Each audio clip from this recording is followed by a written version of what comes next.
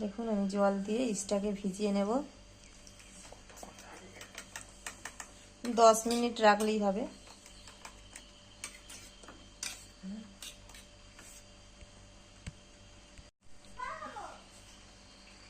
বন্ধুরা আমি এতে নুন দিয়ে নিলাম। আমি নুনটাকে দিয়ে নিয়েছি। এবার একটু সাদা অয়েল দিয়ে নেব, সয়াবিন অয়েল দিয়ে এটাকে একটু মিশিয়ে নেব।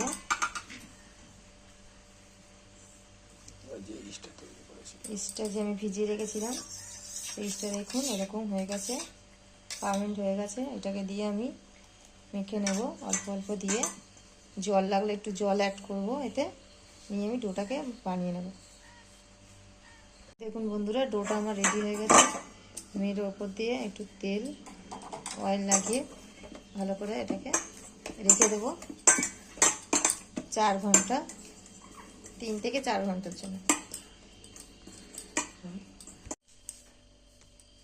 দেখুন বন্ধুরা আমি ইস্টটা দিয়ে মাখিয়ে রেখেছিলাম, কতটা ফুলে এটা বেড়ে গেছে। এটাকে আমি একটু ভালো করে মেখে বেলে নেব।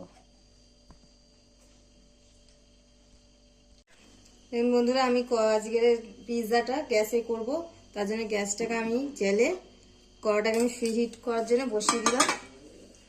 দিয়ে আমি পিৎজার জন্য ডোটাকে ময়দাটাকে যে মেখে রেখেছিলাম সেটাকে আমি একটু উল্টে পাল্টে বেলে নেব মোটা করে।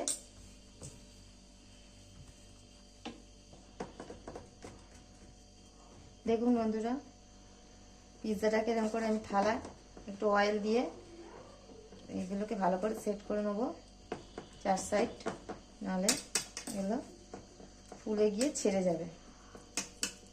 এবার আমি একটা কাঁটা চামচ দিয়ে এগুলোকে ফুটো করে নেব যাতে না ফুলে যায়, তাহলে পিৎজাটা আমার হবে না। দেখুন আমি পিৎজাটাকে দিয়ে দিয়েছি। পিৎজার সসটা আমি লাগিয়ে নেব। পিৎজার সসটা আমি নিজে বাড়িতেই বানিয়েছি।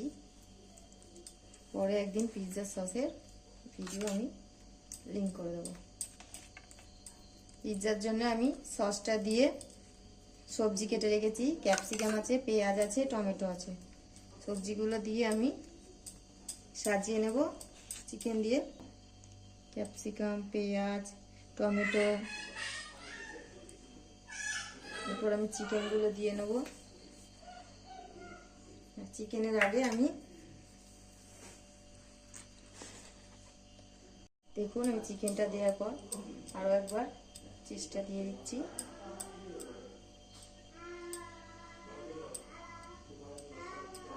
এবার আমি পিৎজাটা সাজিয়ে নিয়েছি। এবার আমি অরিগ্যানোটা দিয়ে দিলাম।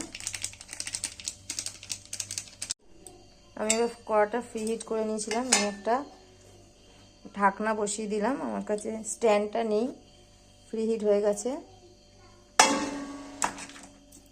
এরপর আমি পিৎজাটা গ্যাসে কড়া রেখেছিলাম, কড়াতে বসিয়ে দিলাম।